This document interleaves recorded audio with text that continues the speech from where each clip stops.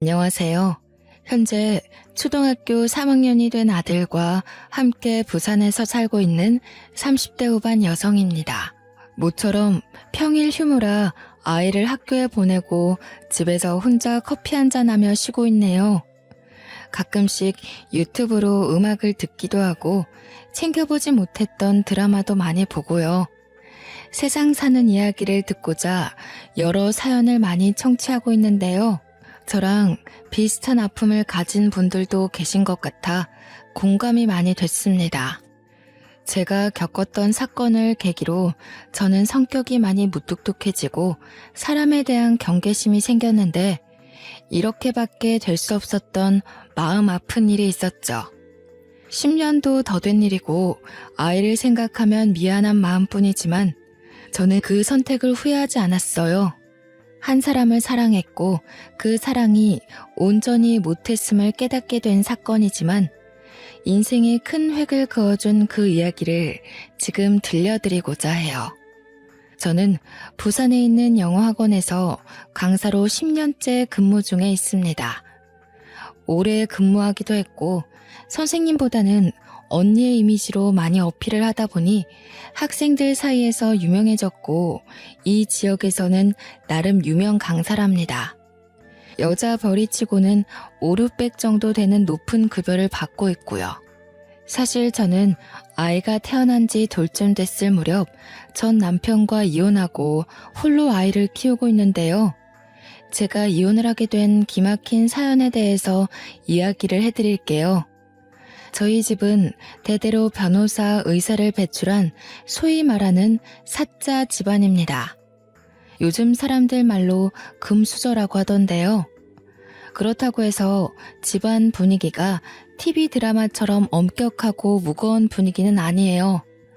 물론 분위기에 휩쓸려 공부를 해야 한다는 강요 또한 하지 않았고요. 자유분방한 편이죠. 검소하게 생활하며 쓸데없는 집안 자랑도 하지 않고 여느 평범한 가정집이었습니다. 저도 친구들과 동네 문방구에서 불량식품도 사 먹고 분식집에서 떡볶이도 먹는 말괄량의 이팔청춘 소녀였으니까요. 한 번은 어렸을 적 할아버지 생신이었을 거예요. 옛날 분이시라 생일이거나 명절 같은 큰 행사는 동네 사람들도 챙겨야 해서 온 가족이 모여 음식도 해먹고 왁자지껄 수다도 떨었죠. 사촌 형제들이 나이가 비슷한 또래여서 외동이었던 저는 친척들이 오는 것을 좋아했었답니다.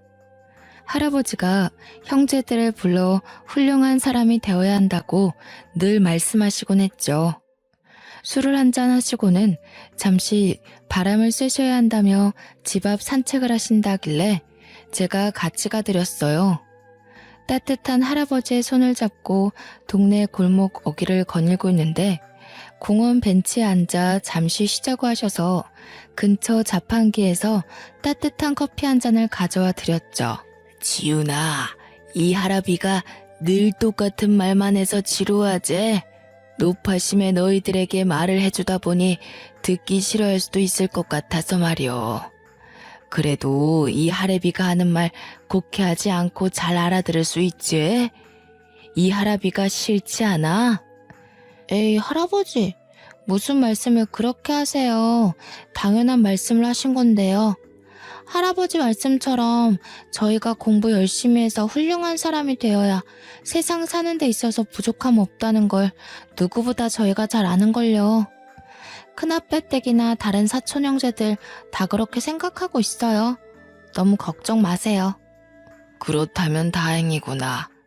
난 우리 손주 녀석들이 꼰대 양반이 또 한 소리 하는구나 아니 곱게 생각할 줄 알았지. 이 늙은이가 은근히 소심하제? 왜 그러는지 이야기해 줄 테니 잘 들어봐. 그렇게 할아버지는 너털 웃음을 지으시며 말씀을 이어나가셨죠. 증조 할아버지께서는 어려서 부모님을 여의고 어느 양반집에서 머슴살이를 하셨다고 해요. 비록 집에서 심부름과 허드렛 일을 도반타 하셨지만 양반 댁에서는 오갈 데 없는 어린 할아버지를 거둬주셨고 자식처럼 대해주셨다고 했는데 알고 보니 주변에서 덕망이 높기로 소문난 분들이셨대요. 부산에서 최참단댁 하면 누구나 알 정도로 덕망이 높은 분들이셨죠. 증조 할아버지는 그 은혜를 잊지 않으시려 누구보다 열심히 일을 하셨답니다. 1900년대 초반 증조 할아버지가 성인이 되셨을 무렵에 토지 소유권을 확립한다는 명분으로 일제가 얼토당토 않는 이유를 들어 양반들의 토지 수탈을 일삼았다고 해요.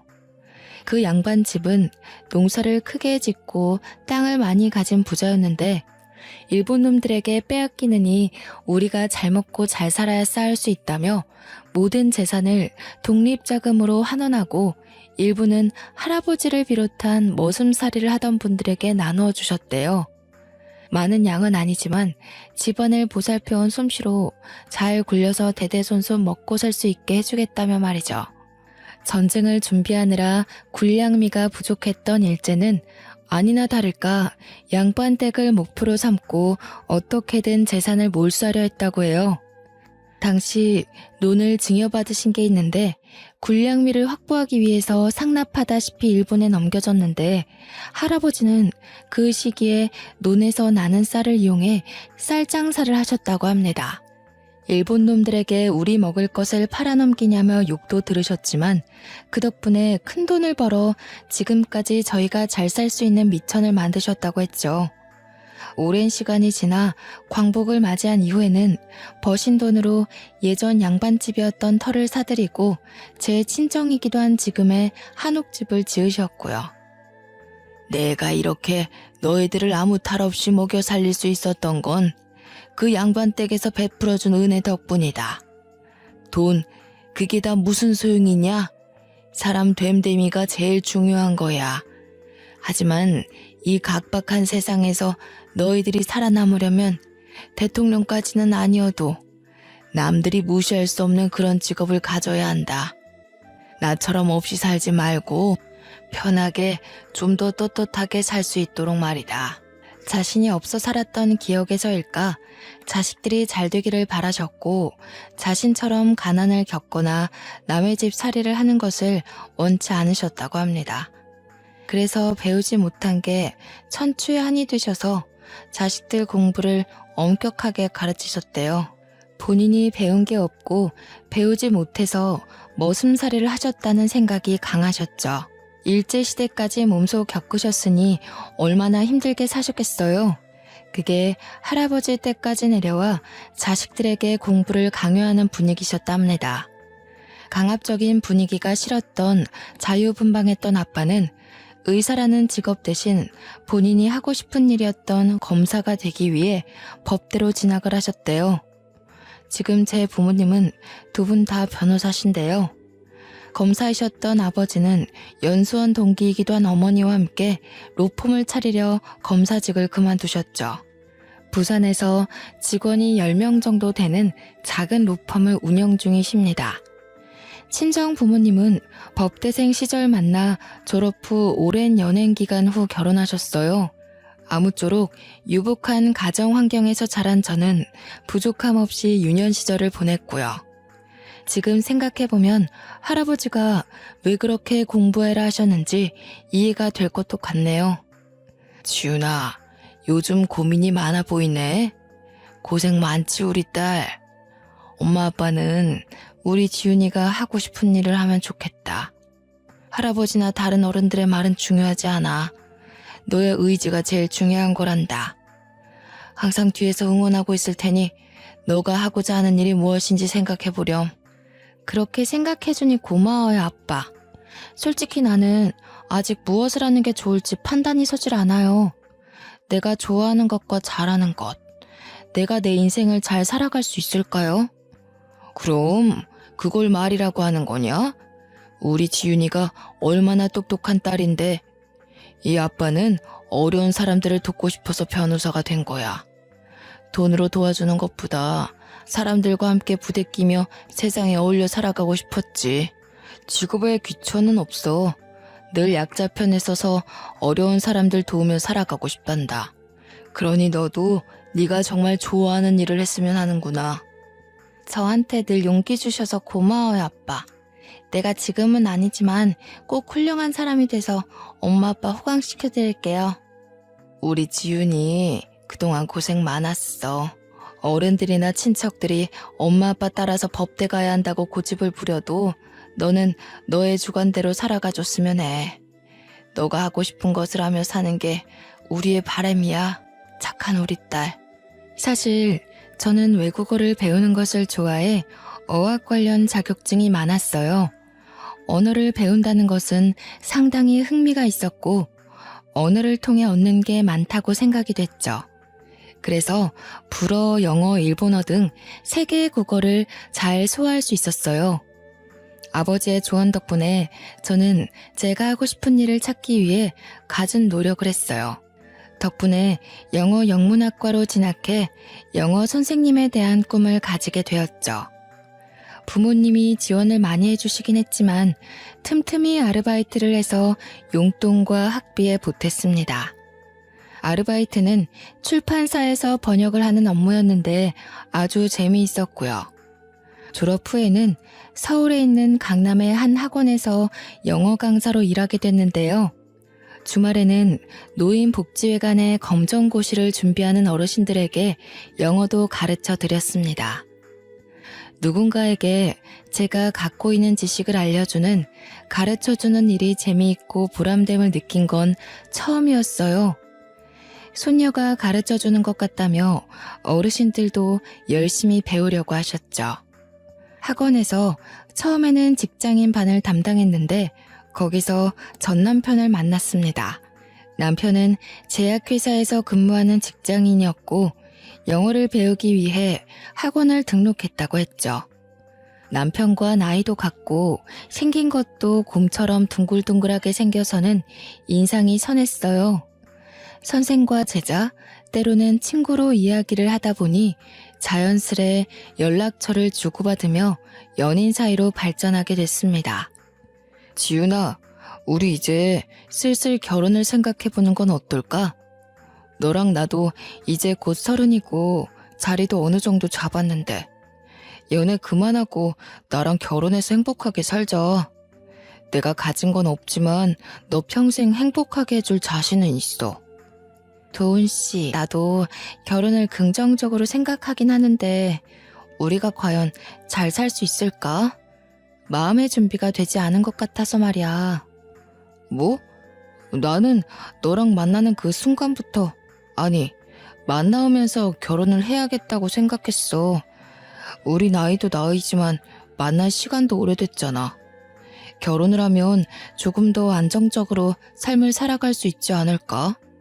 3년의 연애 기간이 있었고 나이도 나이인지라 자연스레 결혼 이야기가 오고 갔습니다.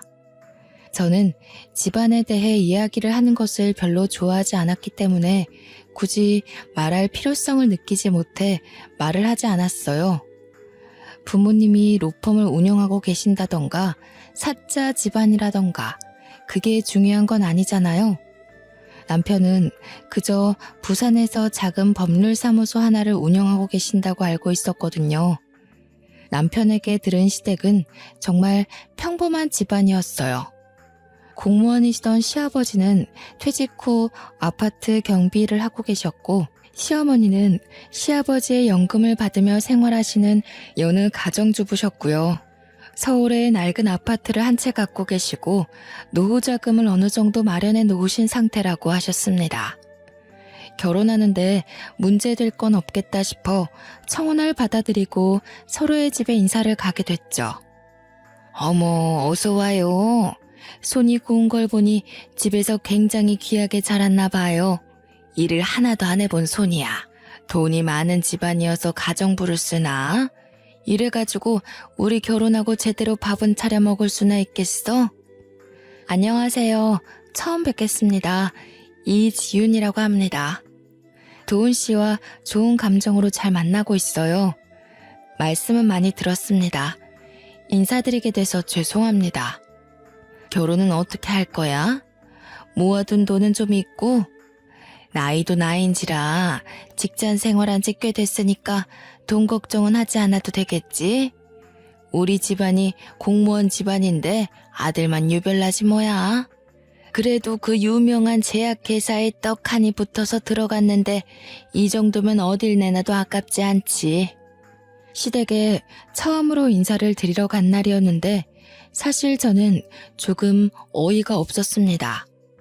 보통 며느리 될 사람이 인사를 가면 상다리가 휘어지는 건 아니어도 차를 내준다던가 적어도 밖에서 식당을 잡아서 만나던가 하잖아요. 저는 시어머니가 음식 솜씨에 자신이 없다며 배달 음식을 시켜놨다길래 식다 못해 차가운 중국 음식을 먹었어요. 나름 신경 써서 주문했다며 먹어보라고 권해주는데 정남이가 뚝뚝 떨어지는 거 있죠. 내가 고작 이런 취급을 받아야 하나 아니면 날 시험하시나 그런 생각도 들었습니다. 게다가 돈은 얼마나 있냐, 손이 고운 걸 보니 집안일을 해본 적이 없겠다 하시면서 가정교육이 중요하다 하시는 말씀을 듣고는 빈정이 상해버렸어요. 처음 본 사람에게 할 말은 아니라고 생각했지만 어른들 앞이니 참고 또 참았습니다. 결혼 전에 인사드리러 가면 예민해진 상태라 다들 그러면서 결혼 준비를 한다고 하길래 저만 이런 게 아니구나 하고 좋은 게 좋은 거라 생각하며 넘어갔고요. 또 제가 친정은 부산이라고 하니 약간 촌동네 취급을 하더라고요. 서울의 아파트 한 채 값이 얼마인 줄 아냐면서 서울의 아파트 구할 돈은 있냐며 직장이 서울이라 서울에 집을 구하면 자신이 자주 들러 가르쳐줘야겠다는 등 말씀을 하셨죠. 아랫지방이니 뭐니 하며 없는 사람 취급해서 자존심도 조금 상했습니다.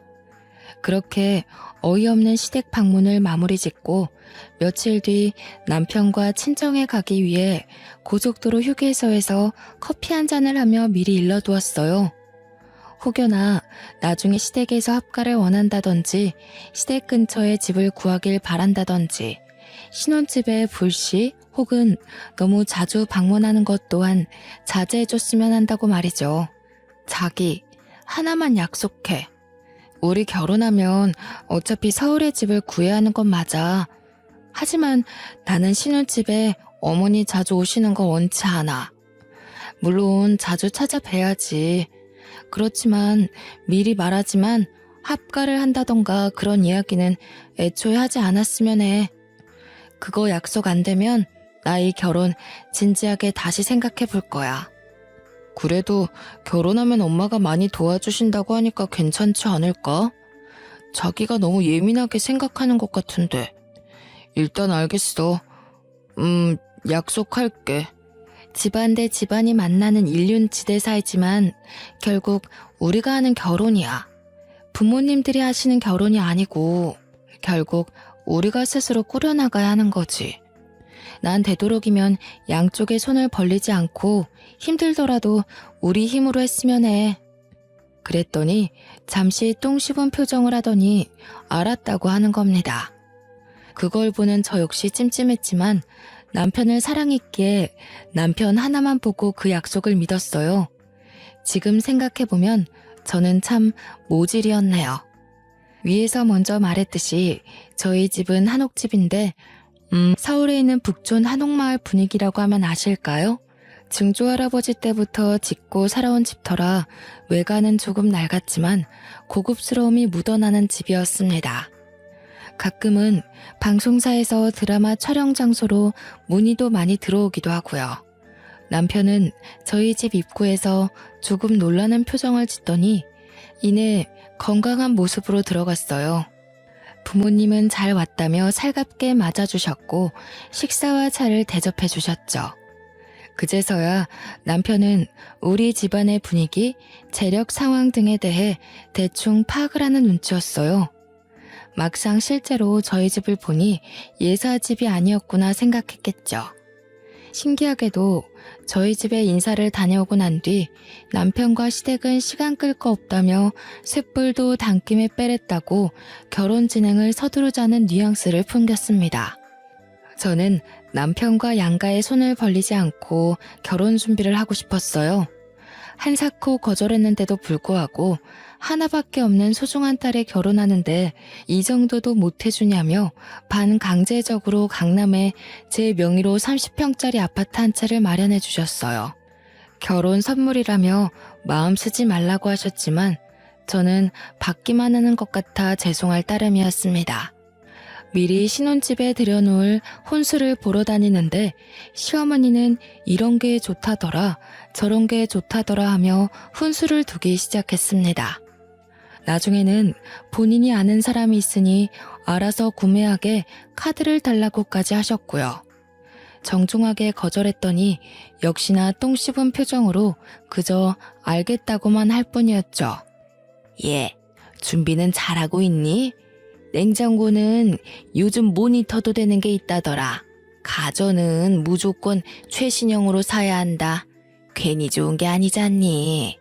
그리고 김치 냉장고는 필수로 사야 하는 거 알지? 이왕 사는 거 좋은 거 사라고 알려주는 거야. 너무 부담 갖지 말고 어른이 경험으로 하는 말이니 다 새겨들어.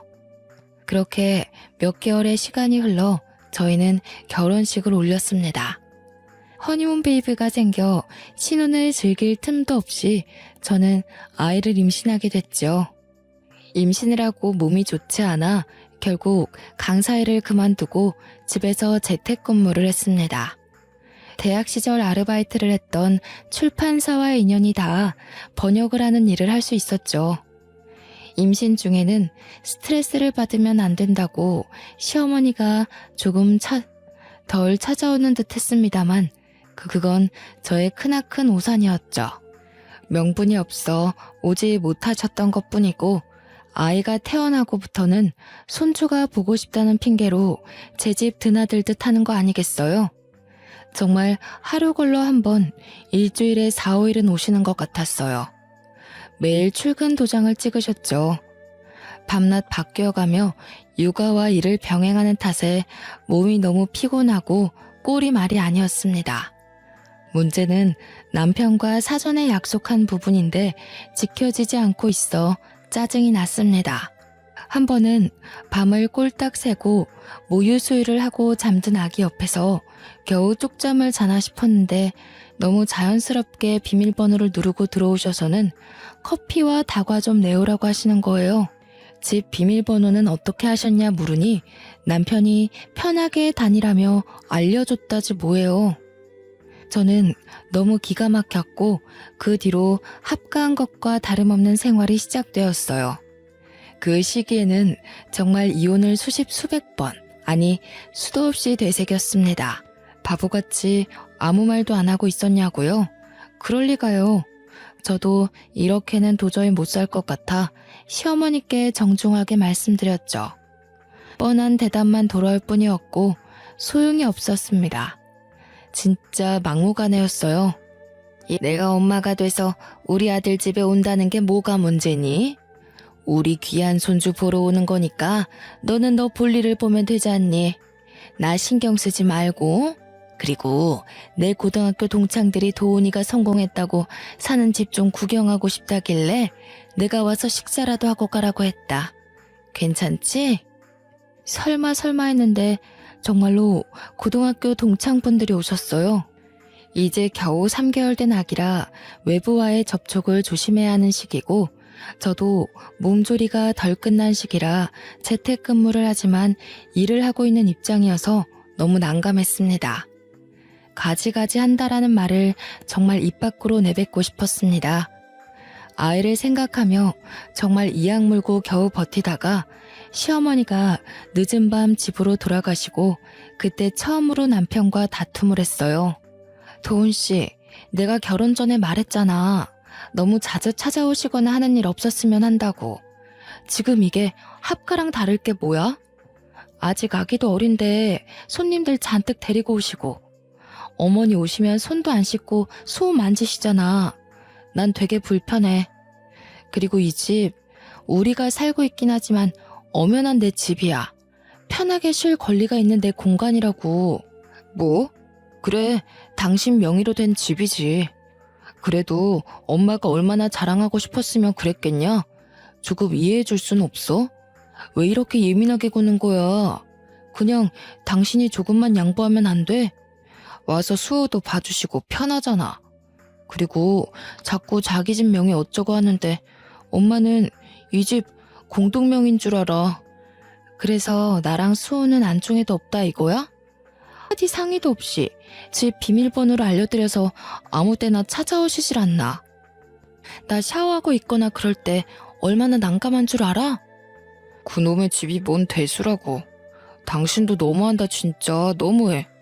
엄마한테는 내가 잘 말해볼 테니까 당신도 조금은 이해해줘. 집 얘기를 하자 남편의 표정이 어두워지더군요.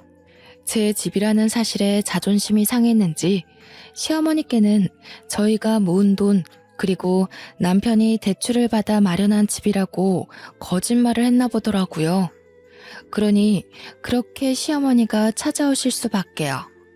며칠이 지나고 모유 수유를 하고 있는데 아니나 다를까 비밀번호를 멋대로 누르고 들어오셨어요. 오자마자 드라마에서 보던 잔소리를 시전하시는 게 아니겠어요? 저는 대꾸할 힘도 없어 그저 대답만 하고 있을 뿐이었어요. 아니, 대답하고 싶지 않았죠. 예, 아무리 애보고 일한다 치지만 집안 꼴이 너무 엉망이지 않니? 시애미가 왔는데 가만히 앉아서 왔냐고 대꾸라도 해야 하는 거 아니니? 모유 수유는 또 자세가 왜 그 모양이야. 다하면 저녁 준비 좀 하거라. 오늘 볼일을 좀 보고 왔더니 너무 배고프다 얘. 그런데 정말로 문제인 건 이러한 행동을 남편이 있을 땐 하지 않으신다는 겁니다. 어떻게 하는지 출장을 가거나 야근을 할 때만 오셔서는 저렇게 난리신 건지. 저는 너무 스트레스를 받아 시어머니가 돌아가신 뒤 친정 부모님께 이야기를 했어요. 그랬더니 다음날 아침 비행기로 바로 서울에 올라오시더라고요. 일부러 남편이 일찍 퇴근할 때까지 기다리셔서는 왜 이렇게 늦게 오냐며 밥은 할 줄 아냐고 아기 기저귀는 갈 줄 아냐면서 쉴 틈 없이 잔소리를 하셨어요. 당연히 시어머니도 와 계셨고 저희 부모님이 계신 걸 보고 놀라신 눈치셨고요. 육아는 같이 해야 한다며 시어머니가 있든 없든 남편을 다그치셨는데 얼마나 꼬숩던지 속이 다 후련했습니다. 당황하며 땀을 삐질삐질 흘리는 남편 놈의 모습을 보자니 10년 묵은 체증이 내려가는 것 같았어요. 그리고 맛있는 거 사 먹으라며 저한테 보란듯이 용돈도 주고 가셨습니다. 시어머니는 일이 있다고 얼굴이 시뻘개지셔서는 다음에 다시 오겠다고 하시더니 가셨고요. 친정 부모님이 돌아가신 뒤 남편은 왜 연락도 없이 오시느냐며 불평하기 시작했어요. 아니, 장인어른 장모님은 말씀을 하고 오시지. 이렇게 갑자기 오시는 게 어딨어. 퇴근하고 왔는데 자기는 아무 말도 안 해주고.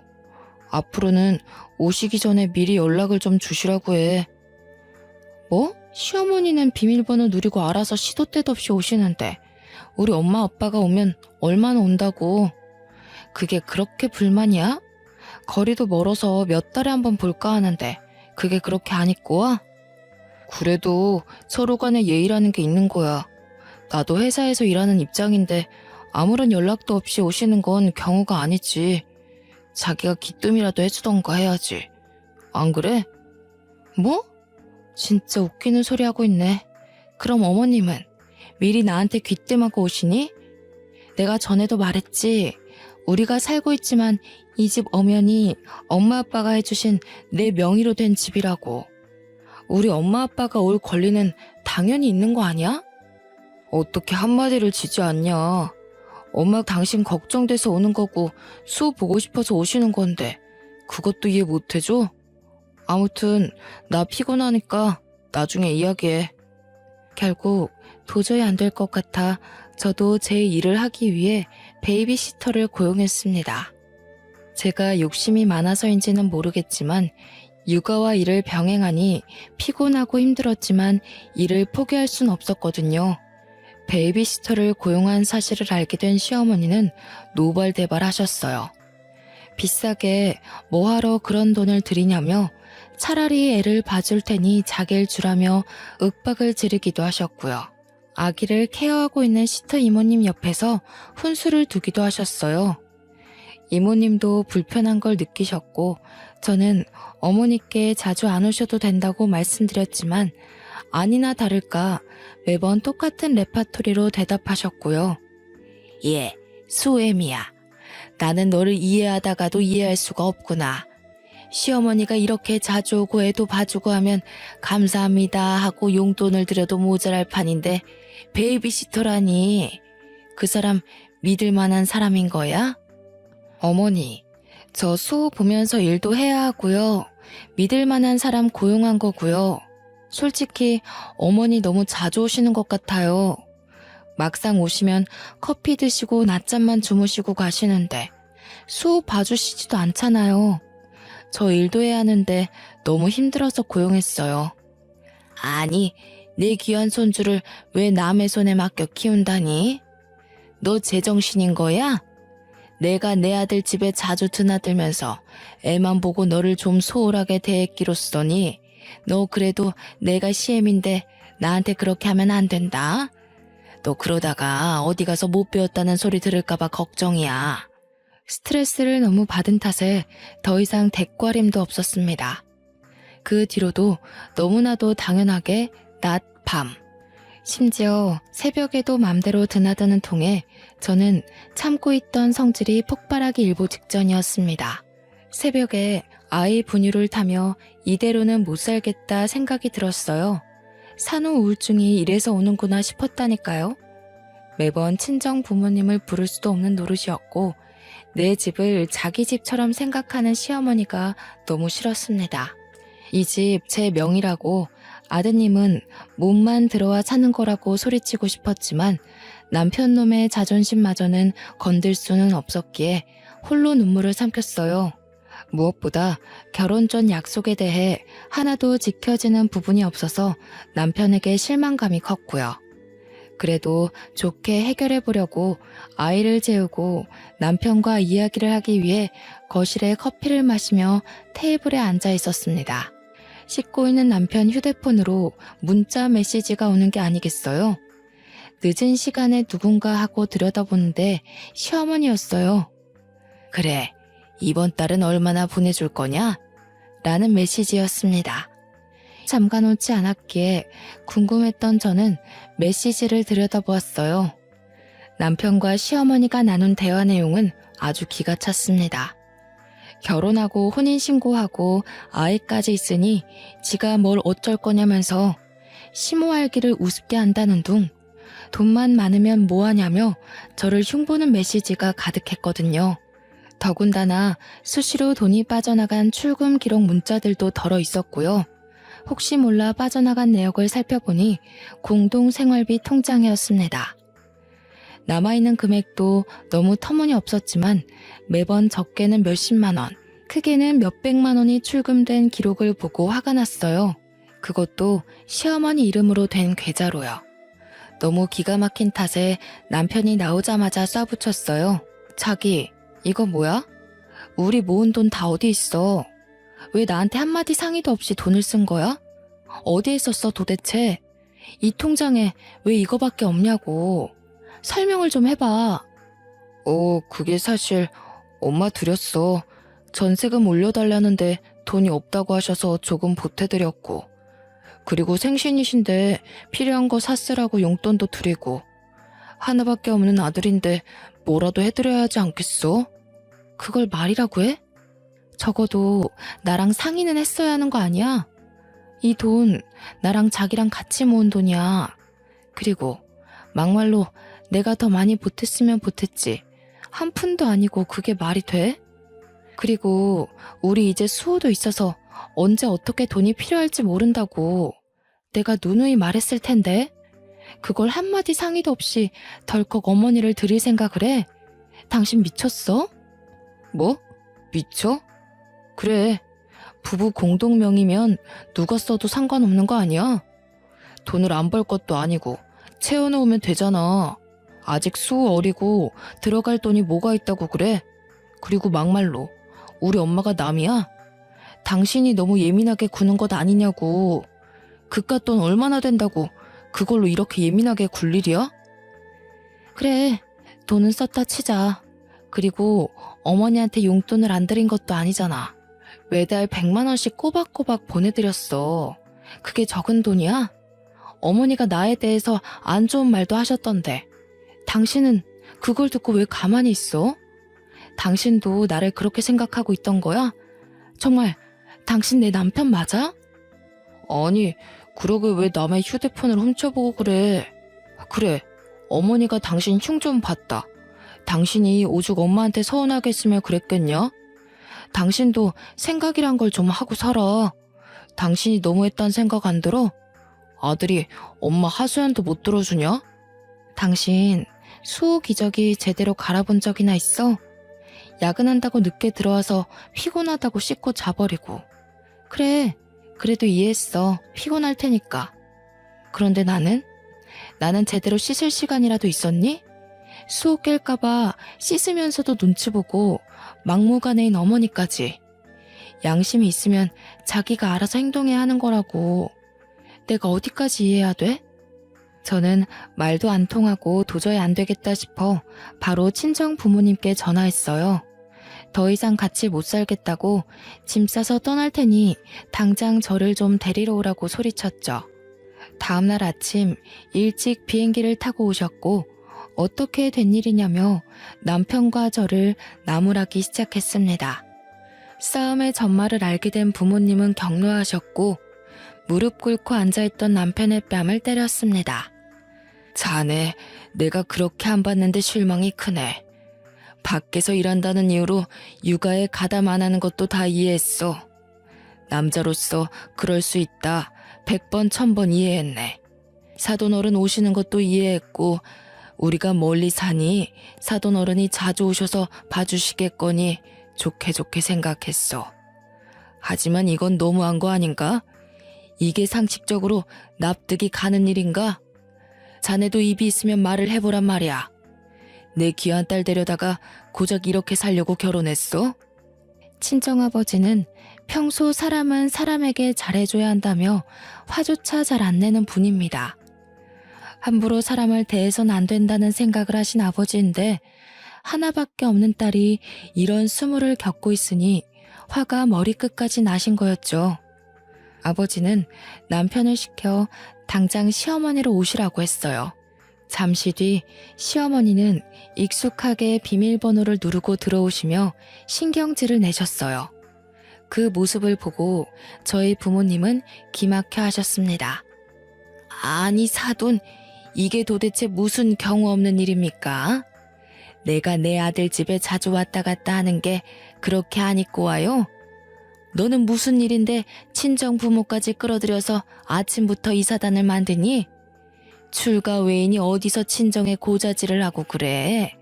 못 배워먹은 짓이야 그거는. 사부인, 말씀 한번 잘하셨습니다.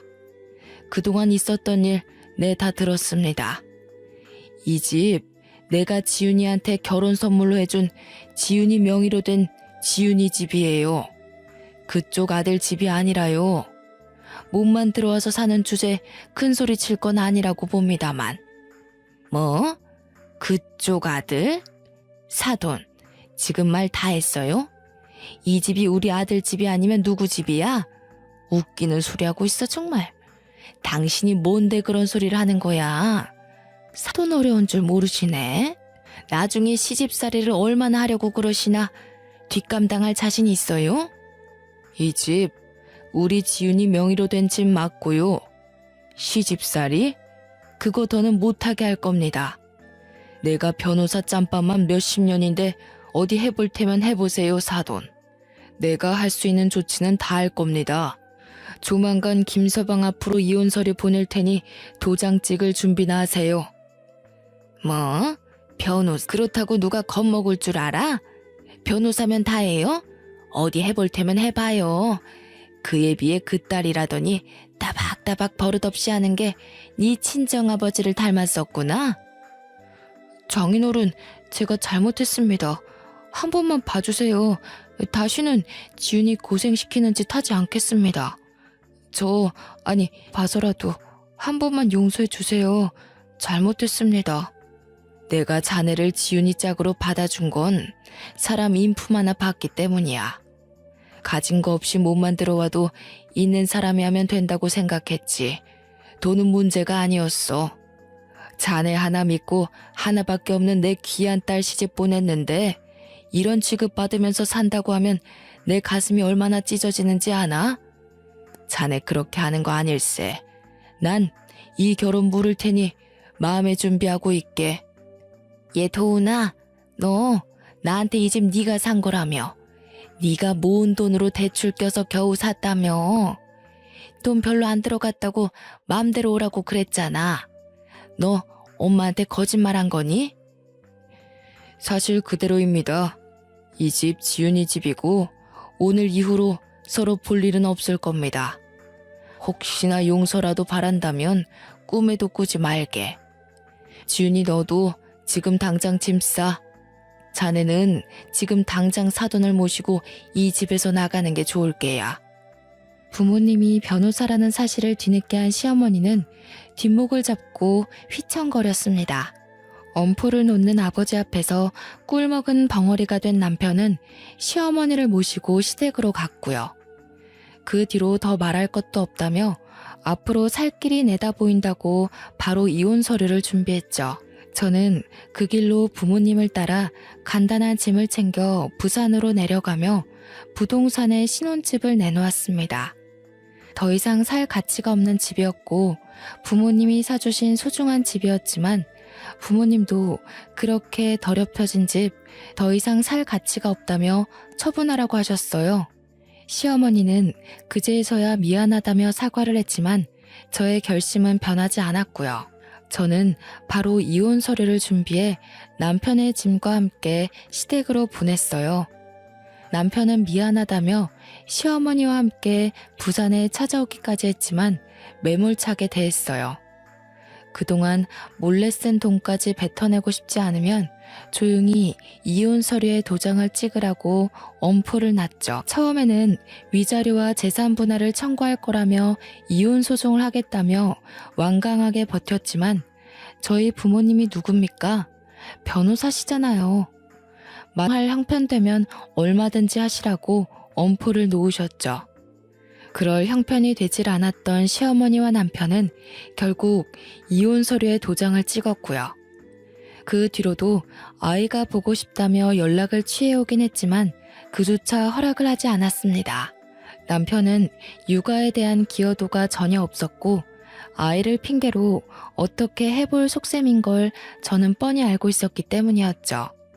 1년쯤이 지났을 무렵 시아버지가 연락이 오셔서는 저에게 사과를 하셨고 아이의 근황이 궁금하다며 사진을 보내줄 수 없냐시길래 몇 장 보내드렸는데요.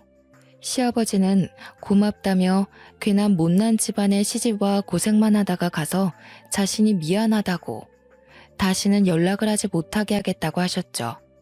사실 이혼을 하고 난 뒤에도 간간히 아이를 핑계로 남편과 시어머니가 연락을 해왔거든요.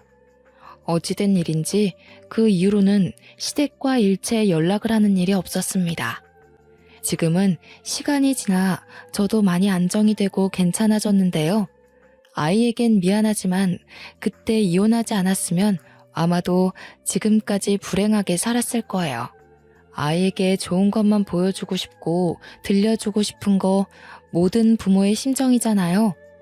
아무쪼록 그 이후로 저는 부산에 정착해 살며 영어 학원 강사 일을 다시 시작했어요. 벌이도 괜찮고 나름 유명해지기도 해서 아이와 함께 만족하며 살고 있죠. 아빠의 빈자리를 느낄 만도 하지만 부족함 없이 키우려 제가 많이 노력하는 걸 아는지 아이는 엄마만 있으면 된다며 오히려 저를 위로해줍니다. 사촌 형제들도 각자 결혼해 가정이 있지만 고맙게도 올케들이 서로 나서서 저희 아이도 같이 챙겨주고요. 아이들끼리도 잘 어울려서 가족의 정을 느끼며 하루하루 재밌게 살아가고 있답니다. 아이는 초등학교를 졸업하면 미국으로 저와 함께 유학도 갈 예정입니다. 저도 따라가 아이의 뒷바라지를 하며 이곳에서의 기억은 묻어두고 올 거고 제가 좋아하는 영어 공부를 좀 더 해보고 싶기도 하거든요. 나중에 유학을 끝내고 돌아와서는 영어 학원을 새로 차릴 거랍니다.